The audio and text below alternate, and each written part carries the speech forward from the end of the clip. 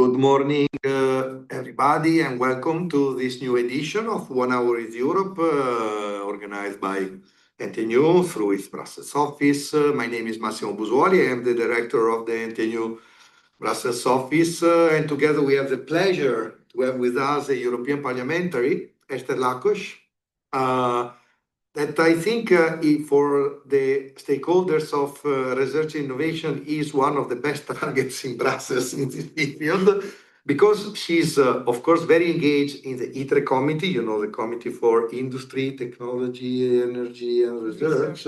Yeah. And she's also a member of the STOA, that the STOA panel, you know, does also the scientific assessment and a lot of activities in supporting the work of ITRE, but not only. She's also member of the defense, correct? Security and defense panel. So many things that are even interconnected each other. And I suspect that today we are going to have a very interesting exchange. Today is a different 1 hour with Europe because it's more a brainstorming, as there are not many things that are very consolidated, but there are many things that are happening every day in Brussels, related to the preparation and to the definition of the next financial framework, the next framework program for research and innovation, the strategic approach of Europe to many aspects, including defense. The fact that we have discussed it, you know, in the past, and I suspect is still very valid, the possibility to go for dual-use approach that means linked to the defense aspect and linked to the political situation. The importance of the widening, the instruments toward the competitiveness fund. So there are many, many aspects that I suspect today we can touch with the help and support of Eszter. So Eszter, I hope that our audience will also be very keen to challenge your knowledge and your vision here. Let's take it also as what I like to define a crystal ball exercise, trying to imagine what could be the future.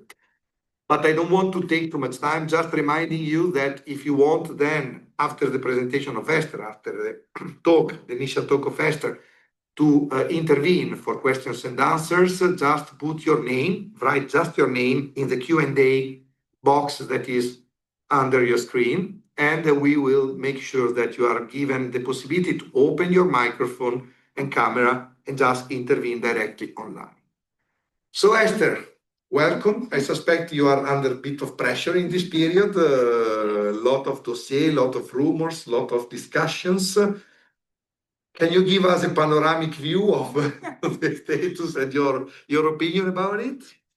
Indeed, I mean, so many things are going on, and as you said, Massimo, I'm a member not just of ITRE, but also SEDES, so Security and Defense Committee of the Parliament and Foreign Affairs, and we have this special committee on the European Democracy Shield as well, and everything is going on in parallel. But as you have mentioned in R&I, basically the novelties are going on a daily basis. And it's a bit difficult, you know, to catch up with all. But what we expect now is the new framework program to be published mid-July together with the MFF. Mid-July, but let me just make a step back because I would like to talk about the context where we are, and then about coming to the framework program and how we stand about it within the European Parliament. So as to the political context, you all know what are the main two priorities of this commission: competitiveness and defense. It's very obvious. I mean, the second one, I would start with the defense, because this is very much a kind of condition sine qua non of all. You know that Europe has not invested enough in security and defense within the NATO, and it has been concern for the US, and especially with the new Trump administration. There is a very strong push to increase the defense spending, and the NATO summit towards later on this month will deal with it. The ministers responsible for defense met last week, and it seems that they are going towards the consensus of 5% of GDP, which is a huge investment. And the other issue is that the US is increasingly focusing on the Indo-Pacific and on China. So that would mean repositioning itself in Europe. So as a consequence, we have to reinforce our defense capabilities, defense industrial base, and defense research and innovation at the same time. And I would mention in this context, of course, the war in Ukraine as well. So this is like one bucket of things. And then the other one is the competitiveness, of course, because that ensures, our prosperity and the standard of living. The European way of life, I mean, again, needs, of course, money and structures and rules. So here we all know the Let and the Draghi report, especially that the last one was a kind of wake-up call, and everybody well knows this report. And as I said in the past, I mean, I think we have good cards, but we have to mix them rightly and to better exploit our knowledge. We have plenty of patents. We are great at basic research. In certain areas, we excel globally, but still more has to be done. And this is the startup, scale up, and market-oriented policies and the instruments that we should boost within the European Union, because so many, I think it's like 60% of the companies that they are bought out by the US, for instance. And of course, it's an economic loss and of course, loss of knowledge within the European Union. And there are several political priorities, of course, that in this global political context we have to bear in mind. And one is, of course, the strategic autonomy. We have been talking about it for a long time now, to have the cutting-edge technologies here within Europe, but also to ensure the supply chains that they remain within the European Union, that, of course, are considered to be strategic. I mean, if we think of the chips crisis back in the past, but these can emerge with rare earths, for instance, and we could name them. And of course, the digital sovereignty is there. There is a technological race, for instance, for quantum, for AI. And of course, here we have to bear in mind also the dual use nature of certain digital technologies. So then, we know that we need AI across the industry to modernize our industry, but also AI is used heavily in the defense sector as well. But to the dual use issue, we will come, I think we'll touch upon a bit later, as one of the future issues of a currently civilian R&I program. So this all require, of course, strategic thinking, prioritization, and of course the money. And the money will come with the next MFF proposal in July. And we in my party family, it's the European People's Party, so the largest grouping within the European Parliament. We already prepared an EPP position paper on the MFF, where, just to mention a few issues, it's of course we would like to leverage private funding to support the companies. We are up for the competitiveness fund in order to support the entire innovation lifecycle, and we would opt for an internal market facility, which should be for the infrastructure, because of course these are the enablers of a competitive Europe. And here, I mean, for me this was more or less the political context that we are moving in and what we are prioritizing. And in the Parliament, we had our INI report. It's an own initiative report. So basically what I think people know more is the Council conclusions from the Council is the same for the Parliament. So we have our priorities there, the political priorities, and we have done this back in February.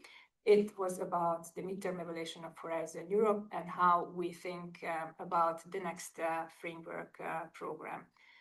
And we had also other important events or documents. For instance, we had on technological sovereignty and digital infrastructures, as I mentioned, the MFF position paper from our party family. And then you mentioned STOA, and STOA is very active with its studies. We had one on breakthrough innovation.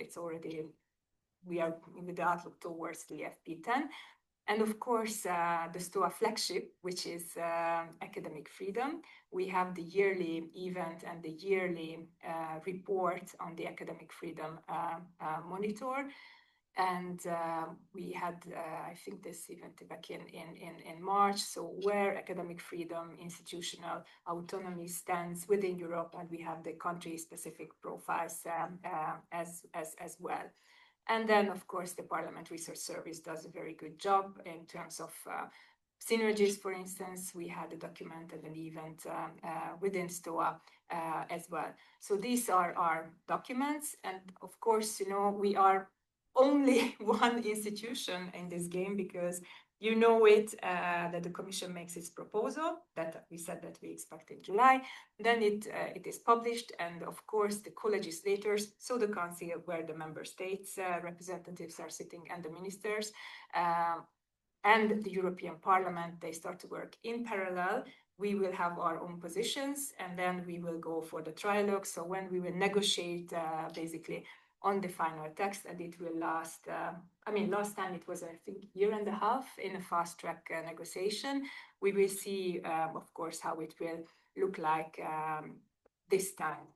I would like to go back a little bit on our INI report, and of course, the big uncertainties that we had in this last month, since the competitiveness fund was leaked out back in, I think it was February, if I'm not mistaken, and to my surprise, I was surprised, honestly, on this.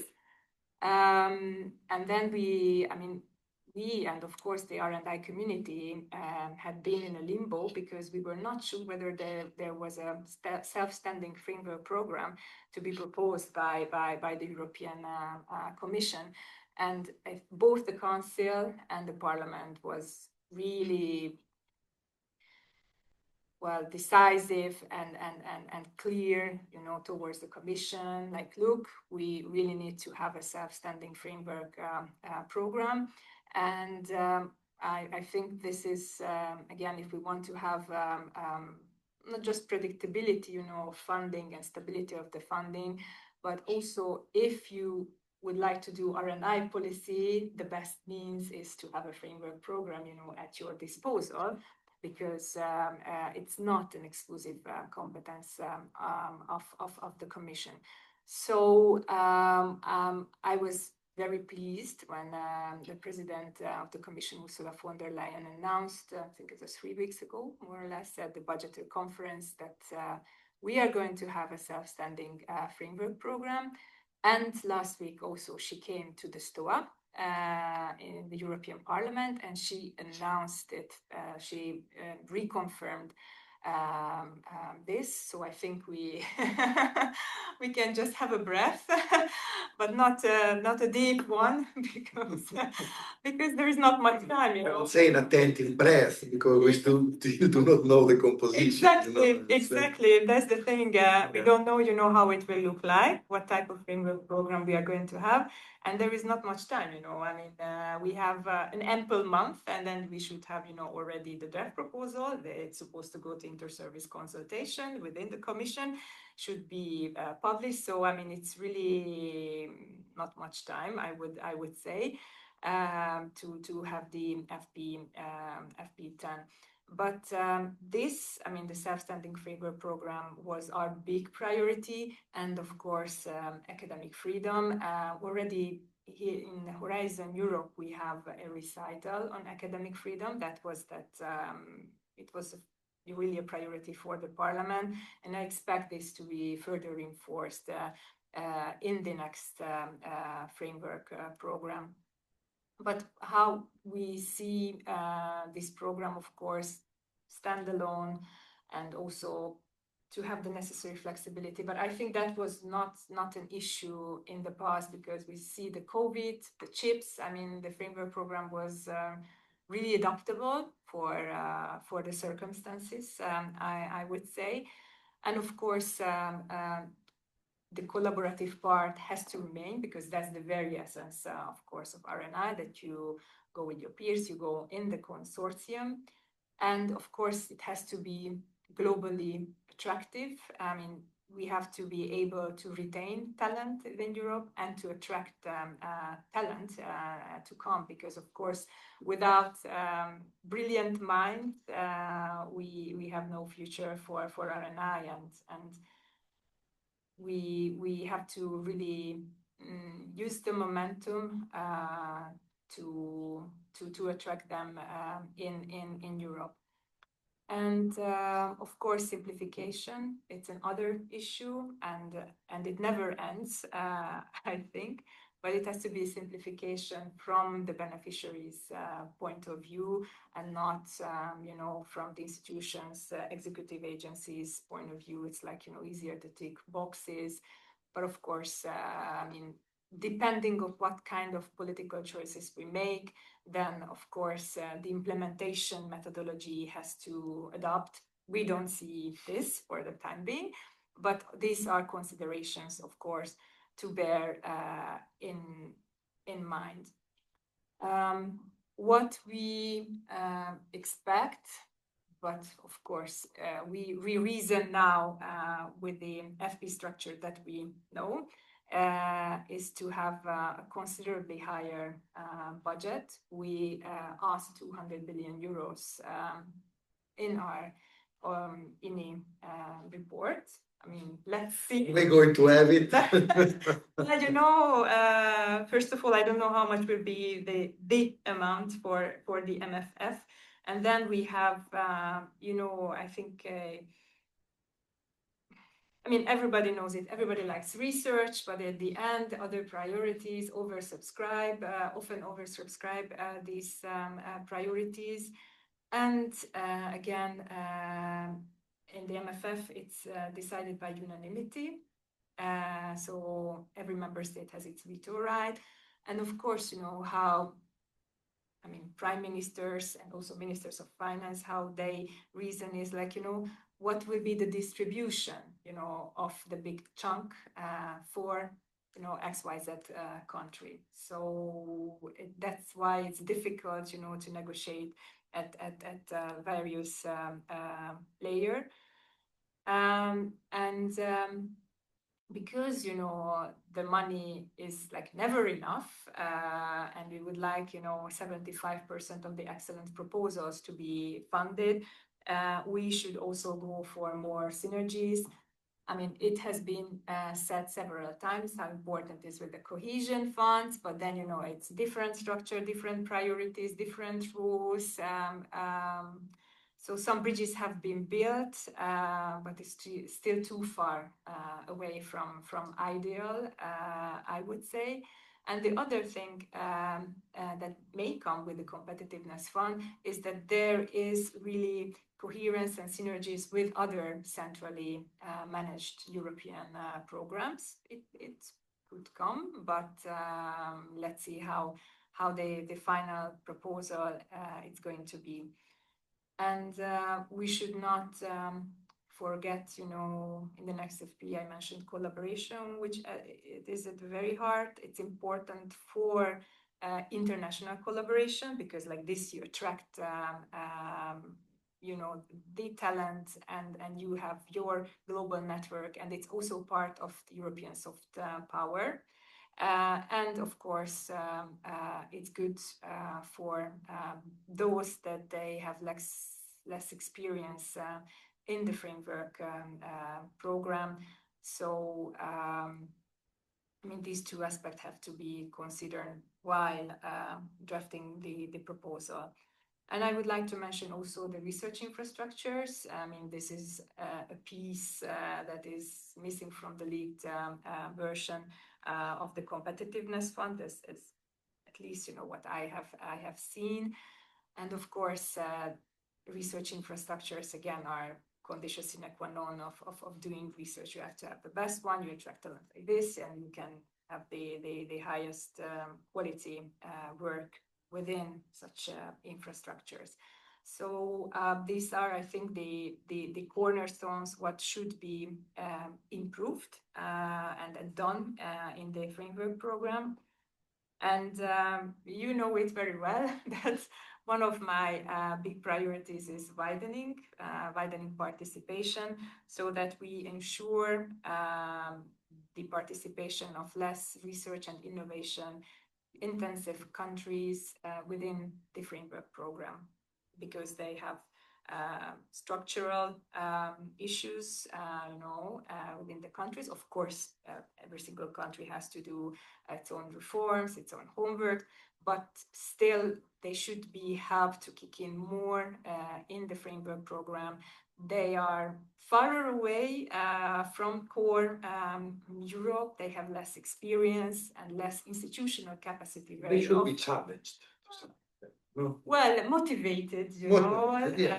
of course, and then to give the best enablers, you know, to them to kick in the framework program and to improve their structures and also the excellence culture or the research culture, plus also that they have stronger collaborative links. I think that it was a very good network analysis that I have seen how the relationships have changed between countries. And of course, you have now I don't want to bluff, you know, the numbers. I don't remember them, but core European institutes, they really dominate in the framework program.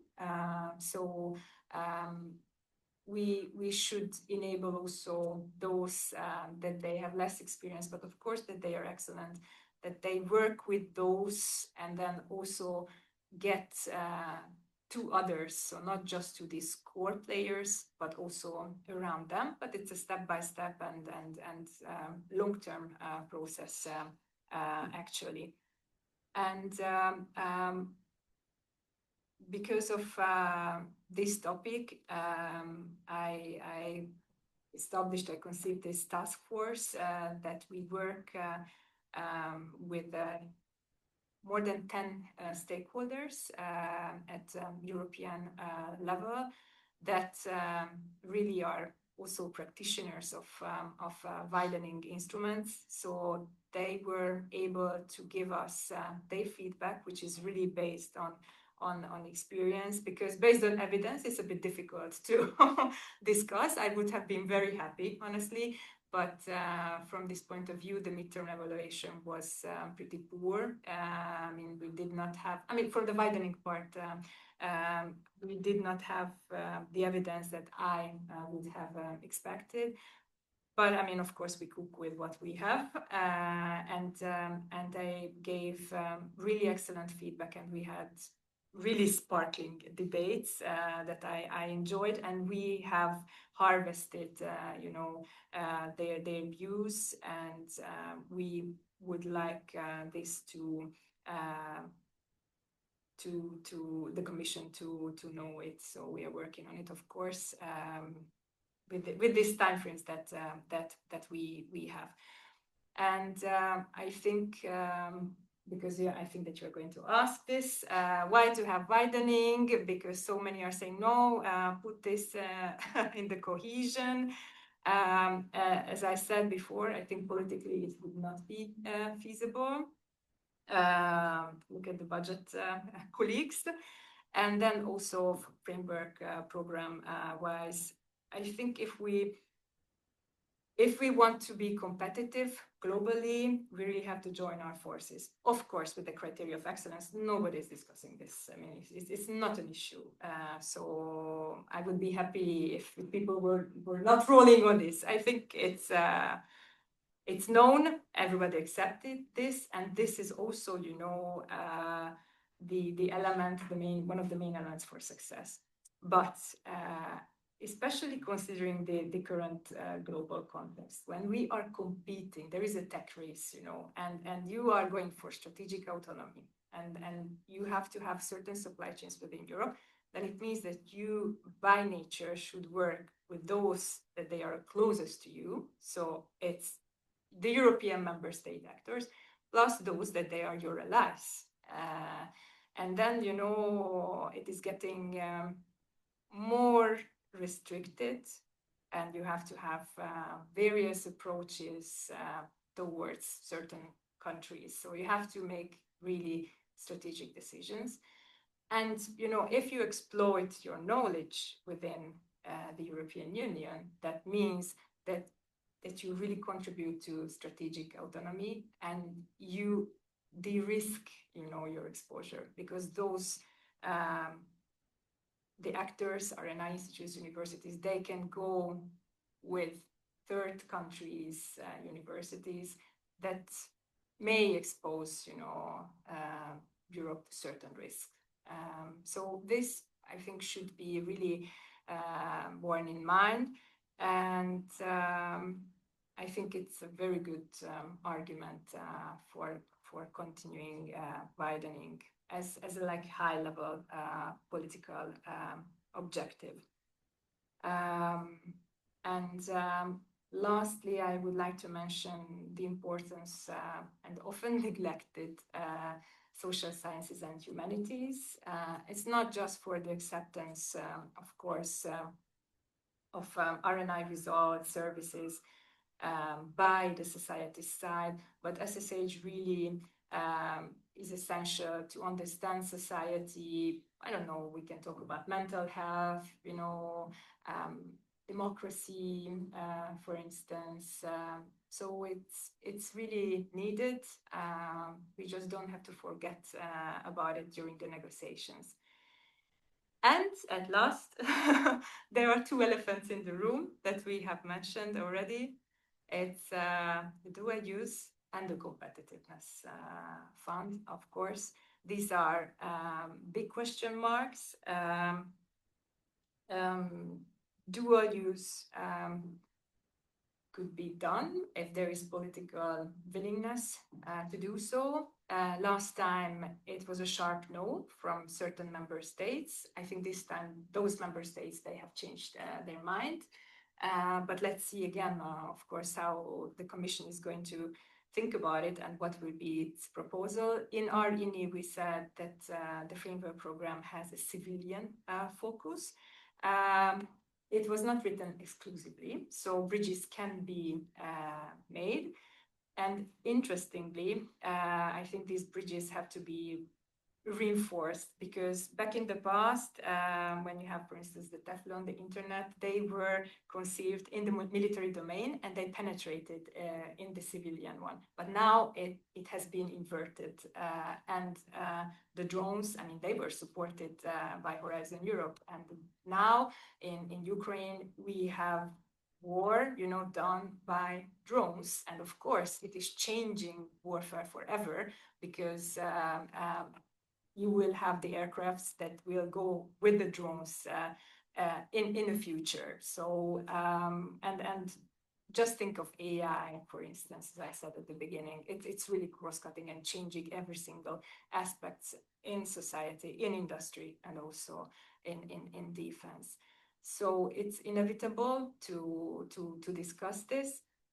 And the competitiveness fund, I think it's a separate topic, and we can talk about it,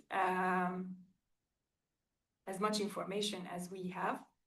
But let me share one worry of mine related to the competitiveness fund. I mean, actually two.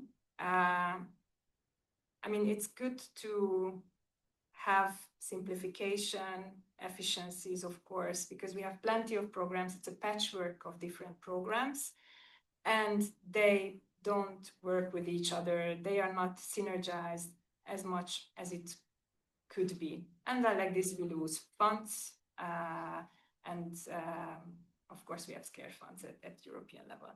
So the original idea is not bad per se, but then you cannot have a one-size-fits-all approach, or the different pillars that we have seen in the competitiveness fund. And the second thing, which is more prominent, I think, in terms of R&I, is that what kind of impact this fund is going to have on the framework program. So we have the promise of having a framework program, but will it be the framework program that we know so far, or we just go back in the past and we are going to have a tiny, smaller one, or much smaller compared to what we have now, because it's more focused on basic research and maximum material levels, and we will not finance, due to the competitiveness fund, the higher TRL level projects. So because that would be my natural assumption, of course, but I don't have the crystal ball, but these are considerations and questions that I'm asking from myself, and I think probably those that you have a long-standing experience in R&I, I'm sure that you have asked from yourself as well. I can tell you that in March, I drafted on my piece of paper a possible scenario for the next competitiveness fund integration with a possible scenario for the framework program. And I'm very happy to hear that you think in the same direction, that the risk is to have basic research plus maybe some mid-TRL collaborative things. And then this is somehow the input for the competitiveness fund for the highest funding. And I have the impression that in the current dynamics of the discussions and the way we are converging, and the fact that the President von der Leyen stated something that is reassuring from one side, but is already worrying from another one, which says an independent framework program strictly interlinked with the competitiveness fund, which means that maybe, what you're saying is not so wrong, if I have to interpret the signals. But we are really speculating. There is for sure not really an understanding, but it's nice to speculate, because somehow I think that today we have the possibility to put together the knowledge and vision that every one of us has in his mind. I see the first question is from another very big expert of European policy, so I will be very happy to welcome him to do the speech. But Esther, I think you gave us a lot of provocation. I just try to resume, because we spoke about the widening role, we spoke about the pillar 2 that is somehow under challenge. We spoke about the talent attraction issues that I would like then to discuss a little bit more with you. We talk about the simplification, and I agree with you, we can't have a one-size-fits-all solution. Even if simplification is necessary, because we still have fragmented funds here and there, mostly, I would say, in the higher TRL side, because I think that for what concerns the low mid TRL, Europe is quite well shaped. I think that Pillar 1 and Pillar 2 are working quite well, even if I have heard some criticism on the lack of direct evidence of impact of Pillar 2. This was one of the criticisms that have circulated. And maybe this could be the subject of my first provocation to you, because somehow, that in my past life, I've been a researcher, and I've been applied researcher. I was working for an RTO, and mostly I really appreciate, for example, the Quara work to give the possibility to researchers without a big number of publications to be evaluated in any case as productive in the research system. Because my situation in the past was that I was working in Pillar 2-like projects that were basically ending with a pre-prototype result that you couldn't publish because you were in the risk area to not be capable to patent it, because the limitation. If you publish, you cannot patent, but you were not still mature to take it to the market, so to demonstrate an impact. And I have the impression, and this is something that I have experienced I think this is my 6th framework program that I see raising. I've seen the 5, 6, 7, 8, 9, and this is the 10. Yes, it's the 6th framework program that I see raising. And I have the impression that we are, in every framework program, we have always put in discussion the impact of Pillar 2 without taking into consideration that the real thing that we are missing is a clear monitoring of Pillar 2 results. We don't have any monitoring capability beyond the lifetime of a project. It's very easy to say, okay, when a project is finished, it's finished. Yes, it's finished. But who knows how the result is deployed afterwards? Because maybe the baseline of the end of a project can become another project under a different acronym, different consortium, and we don't know. And I would like to mention an example which I think fits very well. When I was a young researcher, I designed, in collaboration with the University of Parma, a project that was deploying a technology from Finland to an Italian company. This technology was a very fancy project. It was basically understanding the level of cooking of biscuits by analyzing the image, okay? And we added the capability of image analysis with at the time it was a neural network, so the father of the artificial intelligence, with the capability to basically automatically regulate the oven. And the project ended successfully. It was demonstrated, the final result was working, and then the project was finished. After 8 years, I met the R&D responsible of this biscuit company in Italy. I say, hey, then what has been the outcome? He said, Massimo, today all our production processes are fitted with this machinery. Not only, but a company has been created and now is selling this machinery even to McDonald's to control the level of quality of their sandwiches.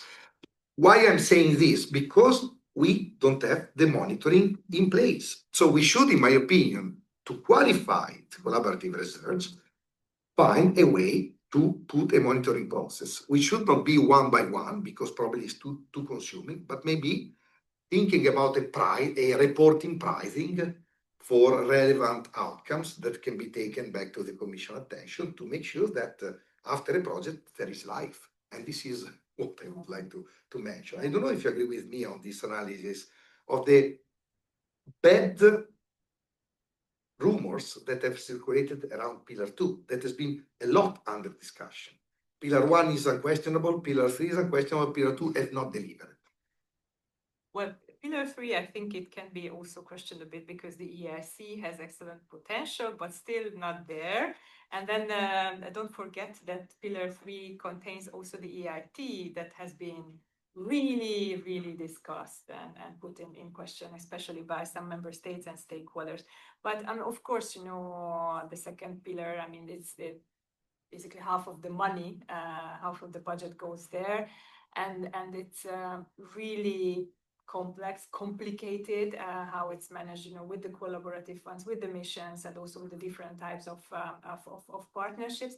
And you have, these different approaches, basically within one pillar that it's difficult to compare. And of course, what we have within the framework program as to the monitoring, it's probably not enough. And as you have said, after the project, there is a life, but we don't know about it. And it would be really great to be aware of these, and especially if they are commercialized, because that could be role models. And, we have the feedback as, yes, we can do it, actually. So we should bear this in mind. But if you have some proposals, how I have some ideas, and we share them with you after it. No problem. With great pleasure. I'm thinking about it, and I have an idea that I can share with you. But it's not the scope of this meeting today. I see that the questions are starting flowing, so I don't want to take too much time, being privileged in sharing the room with Esther. So Dan, we are opening your microphone. Just introduce yourself and then challenge Esther with your question.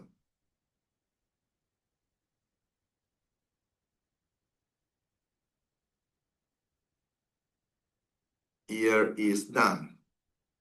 Uh, Good morning, Dan. I'm on the move, so I don't have a camera, but can you hear me? Yeah, we can hear you perfectly.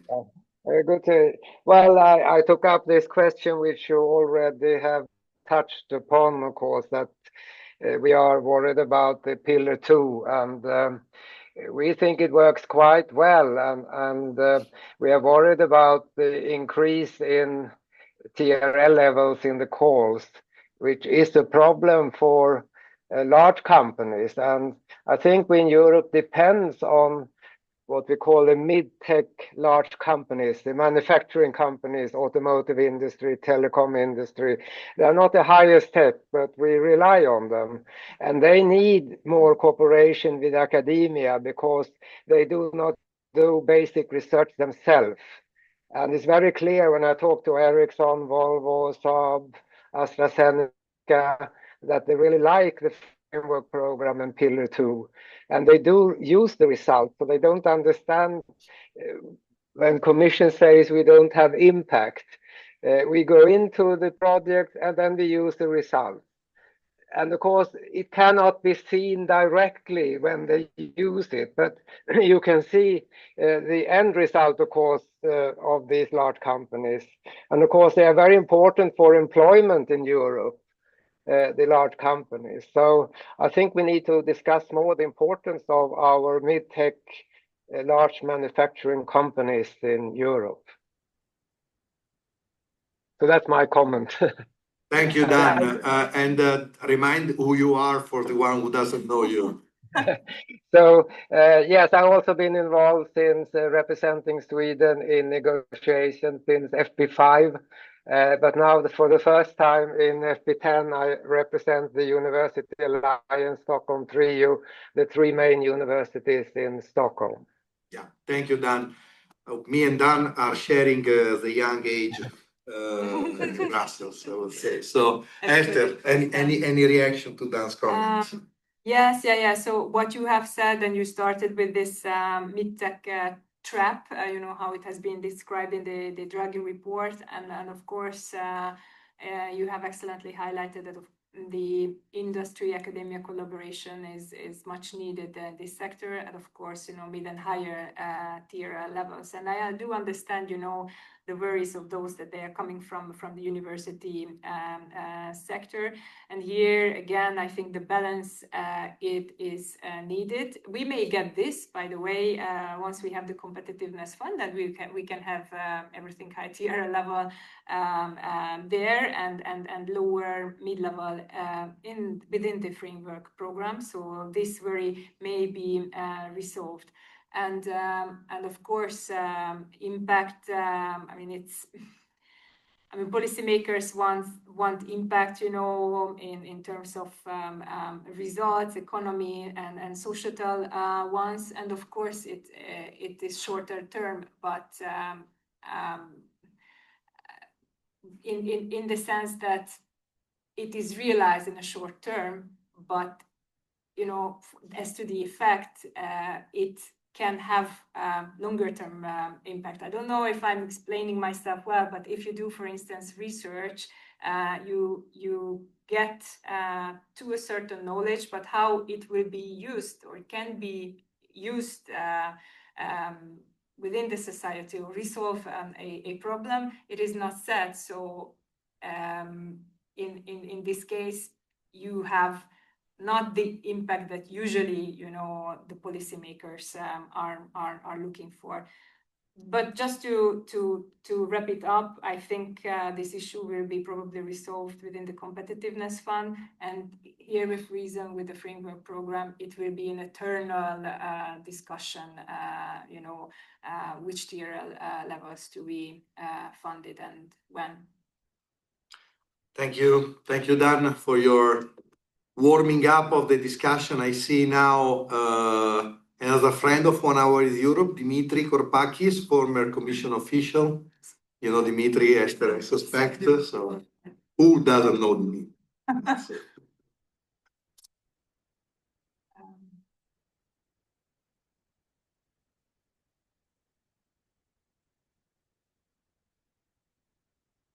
Good morning, Dimitri. You should be online now. Good morning. Thank you very much, Esther, for your introduction. And thank you very much, Massimo, for your nice words. I would like to put two questions to Esther. The first is because I don't think I have heard much industrial policy, and as you know, it's a very hot topic in the European Union. And I would like to, I mean, having the experience of the framework program since even the fourth framework program, I would like to ask you, how do you see a better interface between the framework program and industrial policy? Because it was always an elusive issue. I mean, back in time we had Bright, who was a program dedicated to industrial technology, and then it evolved with the particular actions. Dan Andre would, of course, remember because we have done a lot of things together. And at the moment, it's not very clear how the framework program will have a better interface with industrial policy so that we have the impact that Massimo has really put on the table moments ago. And the second question, because I know that you are very active on widening, and I had the privilege of starting with the widening actions in Horizon 2020. What would you be changing in the current widening actions so that they would be more efficient and have more impact at the end? Thank you. Thank you, Dimitri. Yes. Two challenging question for you, Esther. Yes, Dimitri yes. is always challenging. Yes, so. yes, it is. Evharisto for the question. So the first one, the interface with industrial policy. I think the ATO report, but also us in the INI, we said that we would like to change the governance and to have it more expert and industry driven in within the current second pillar, how we reason. So then if let the industry players more kicking in the governance, then you have along with the experts, then you have more chances, of course, to shape the priorities and subsequently, of course, also the instruments.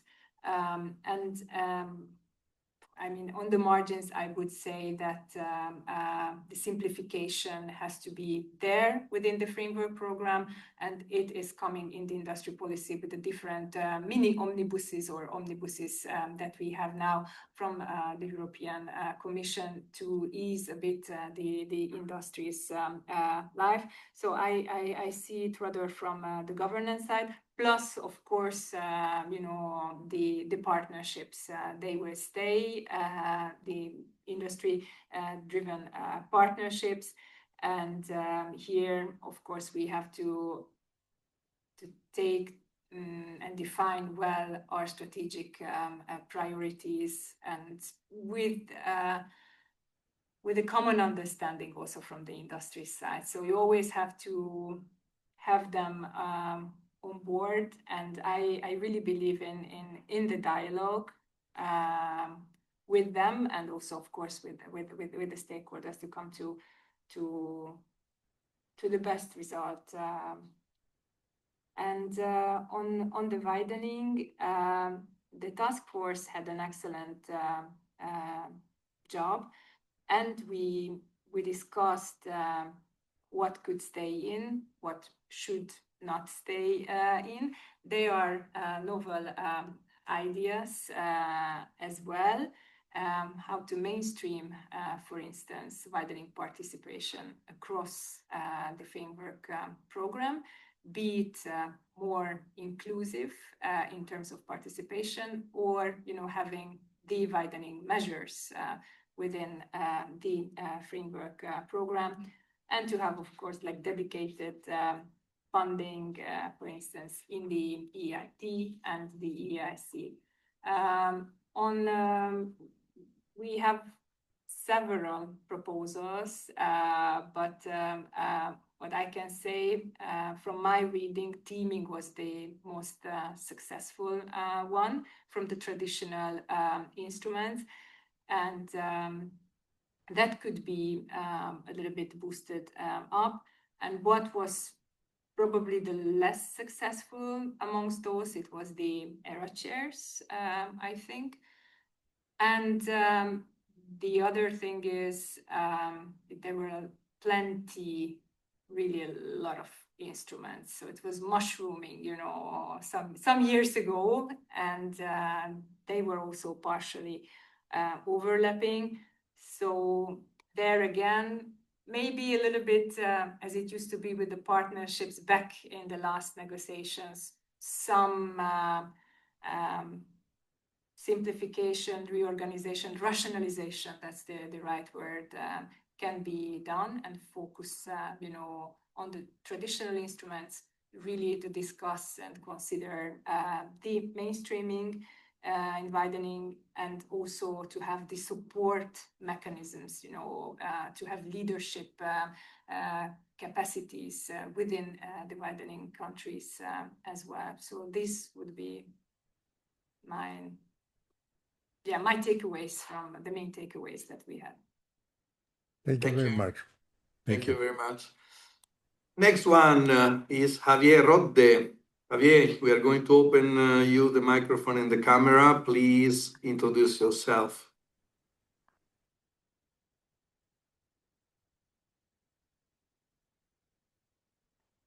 Yes, come.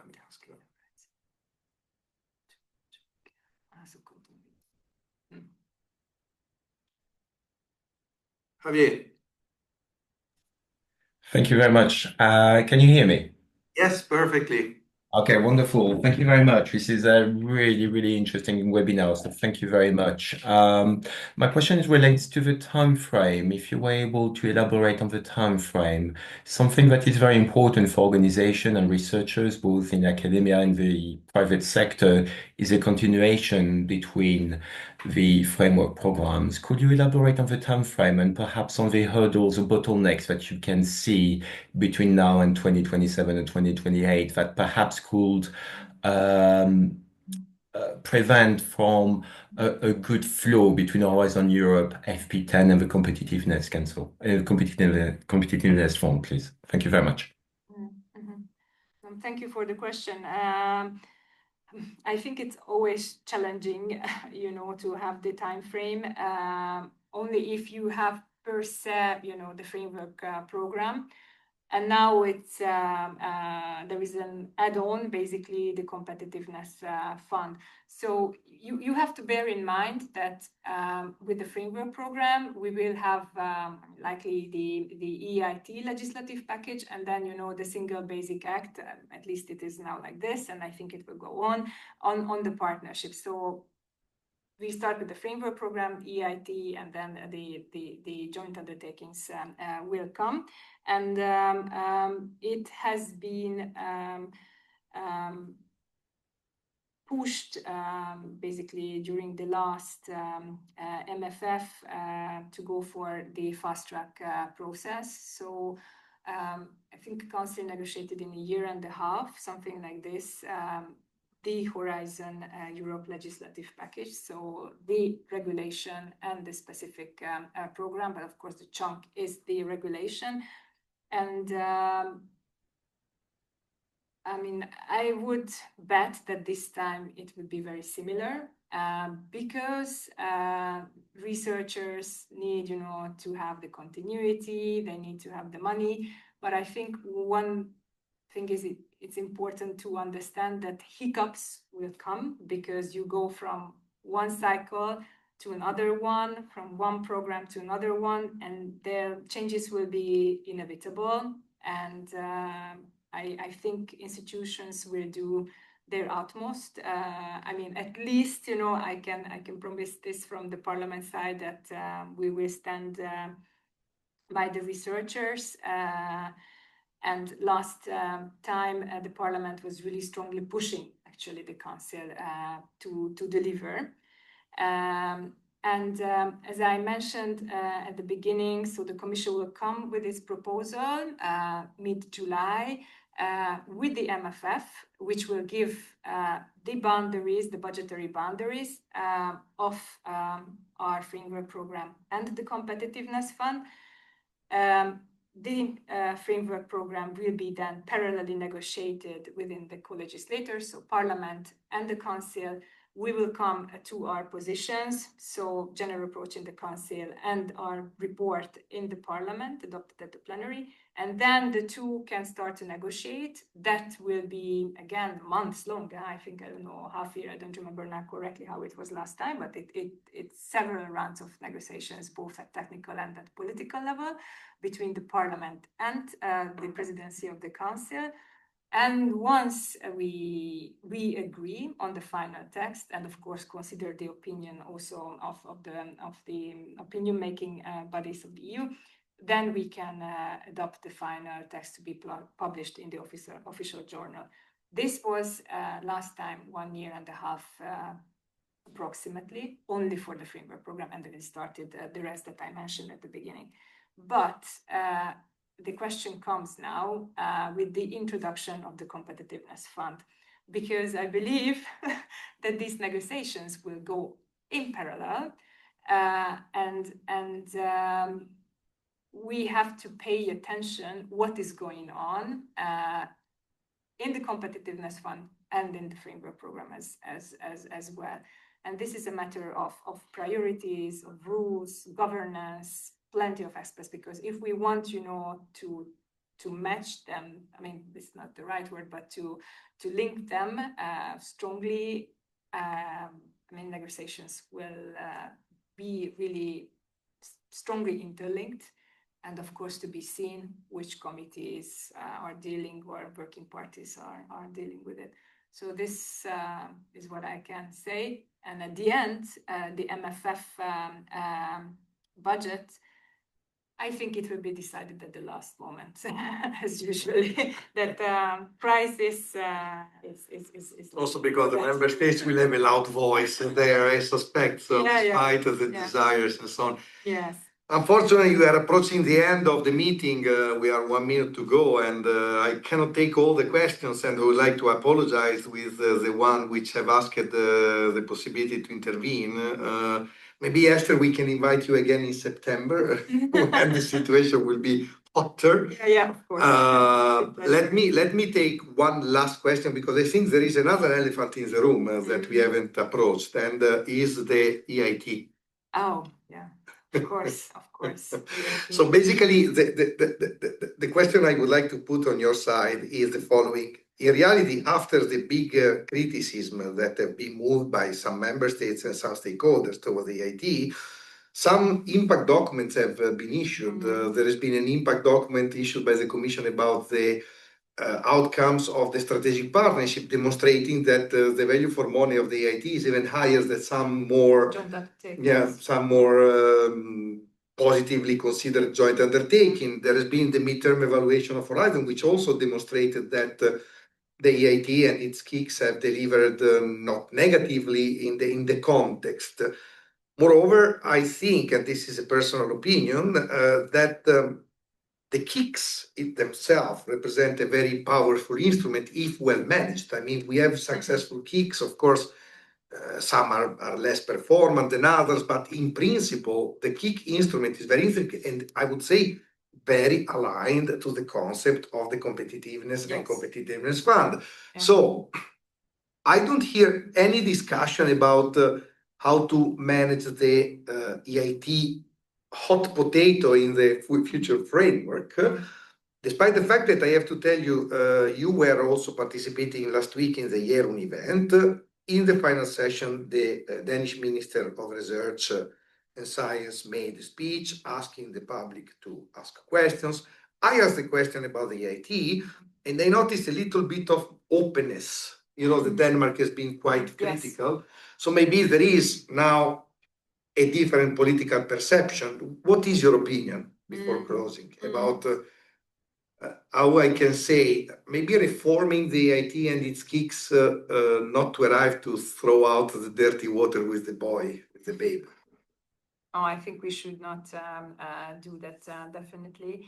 I mean, the EIT and its KICs are, first of all, I mean, KICs are very complex as partnerships, and they are totally different compared to the well-known ones, which are less known compared to the framework program already. So we have this knowledge asymmetry, I think. And you know, Budapest is far away. And as you have said, nevertheless, the impact, the results of the EIT KICs are really considerable, also compared to the joint undertakings. So the leverage is much higher; it's over 5% compared to less than 2. I think it's 1.6 for the JUs, which is, I think, quite telling. I have to say. And the EIT should communicate this, you know, more and more. And another aspect that I would like to mention is financial sustainability. So the EIT KICs are the only partnerships now in the European landscape that they managed, you know, to be financially sustainable. Of course, it has not been required expressis verbis by joint undertakings, for instance, but this is a unique feature, and we should be proud of this, because that means that the KICs were able to get the private funds and, of course, national funds as well. So sustainability, it's another success of the EIT KICs. So that is underestimated. I agree with you. Yeah, yes, exactly. And it's not well known, and it should be better communicated, and more awareness is needed. And I think the instrument itself, the knowledge triangle as a basis, it's unique, it's needed. And the strength is the ecosystem creation, you know, across Europe. So you are a small startup, and then you know where to go. You have the help, you know, around you, to manage your project. So you have this supporting spider net around you, and this is something that you really need. And we should not lose, I think, you know, this instrument and the money that we have invested in the EIT and its KICs. Of course, new rules, new MFF, we have to see what is not working. Should we give more control, more power to the EIT or not? More transparency is needed, less admin burden. I think, I mean, admin burden is there hugely. So everything can be improved. Yes. Absolutely. Yeah. But I mean, the KICs, they have really so much reporting obligations. As far as I know, that there is a window of opportunity, you know, to tackle this. But to make it short, I think it's a valuable instrument, often not understood, and should be kept. And I would like to highlight one issue, is the participation of the universities. Universities, by definition, I mean, they get block funding, and you know, they are more prone towards grants, but they have to pay fees within the EIT, and then that makes, of course, you know, their life not that easy, challenging. So, but I can tell you that as a university, we participated, we are still participating in many KICs, and we got more than we paid for the fee. If you use it strategically, but we are a technical university, so we could have exploited also the project part of the KICs, the part related to generating innovation, generating new impactful results, and so on. So in this sense, we are lucky to be a technical university. Yes, and not a traditional one, because probably the KIC are more challenging for traditional universities. Yes. Okay, I noticed that we are running out of time. With these words, we close this appointment. Thank you very much, Eszter, for being with us. Thank you for the time. New appointments of 1 Hour with Europe will be announced. We are working on new topics, new guests, new challenges for the community to challenge our guests. So basically, I hope you appreciated it, and I wish you a very good week, and looking forward for our next meeting. Have a nice day.